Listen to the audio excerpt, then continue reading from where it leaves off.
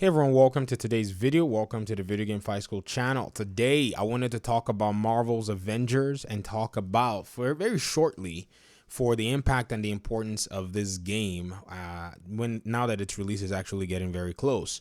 So for most of you who know, this is not going to be the only superhero game we're going to be getting. We're going to be getting, the Gotham Knights game after a while, and then hopefully the Suicide Squad game, but that is not even till 2022. That's a long time out. And so what I envision as a DC fan who also doesn't mind, engaging in Marvel-based content, and I will be playing Marvel Avengers, hopefully, is that this game is going to get a serious advantage, and I don't think anyone would have envisioned it. And this is a little disappointing for me as a DC fan, but I'm not hating on Marvel's Avengers, don't get me wrong. I'm just saying that fans expected that Gotham Knights would be released around November because it's a cross-platform title. It's going to be on the PlayStation 4, Xbox One, and then it's also going to be on the PS5 and Series X. But what has happened and what was revealed at the DC fandom event was that the game was coming in 2021, and we didn't even get a date for it. So if the game is still in a development cycle and still getting polished, and structures and everything is still getting implemented, then the game can stretch for maybe 4 months, which is usually Warner Brothers' way of doing things. They'll reveal a game about 4 months minimum. They did it with Mortal Kombat 11, and then we're probably going to see the game eventually show up after then. Now, if it doesn't show up maybe 4 months from now, January, it'll probably be in February or March, being in the first quarter, or April, which is another time window that they also use to reveal their games like they did with Mortal Kombat 11.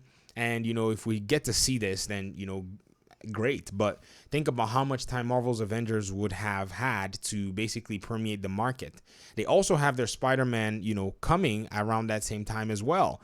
And this is something that, will probably be something that opens sales for them, because the Spider-Man fans really love seeing Spider-Man and they really enjoy seeing that kind of content. So it's going to be very interesting to see how much advantage this game actually has, and how the development teams, will leverage that advantage to their own benefit. Because I'm of the mind that, this is a very wonderful time for them. Them bringing out this game and pushing it to September was already a bummer for people. If they had brought it out in May, the game would have permeated the entire market. Think about how much time that would have been, available. The game would have probably been on sale by then, and more people would have joined. And that, like I said, that's another thing about the game's positioning right now. Before Gotham Knights is released, we're going to be seeing that this game is going to be creating more buzz, because as many people have said, you're like, well, even if I don't really want to play this game, I'm still open to getting the game when the price is reduced. And we know that as holiday season is coming, as a PS5 is coming,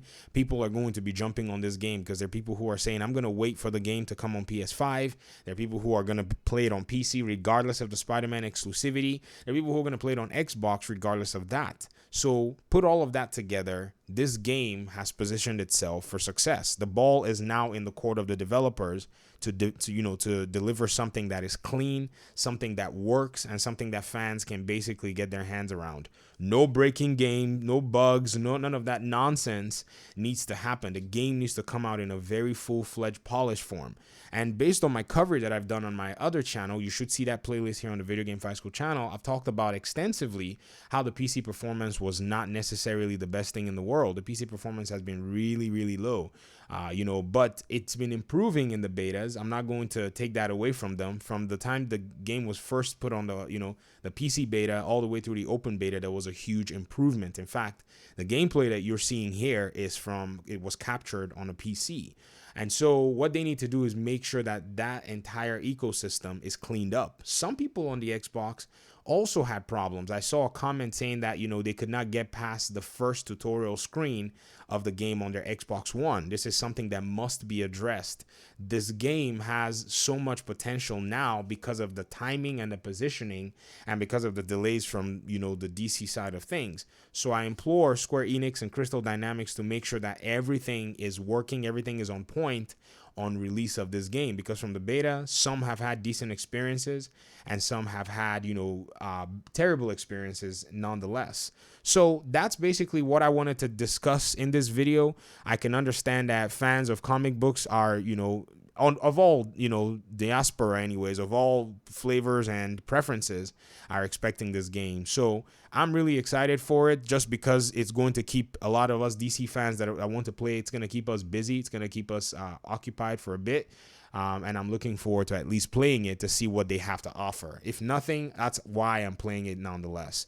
All right, that's it for me. I appreciate you guys' time and audience. If you want to stay tuned to the channel, hit the subscribe button or hit the like button. It will really go a long way. All right, talk to you soon. Peace.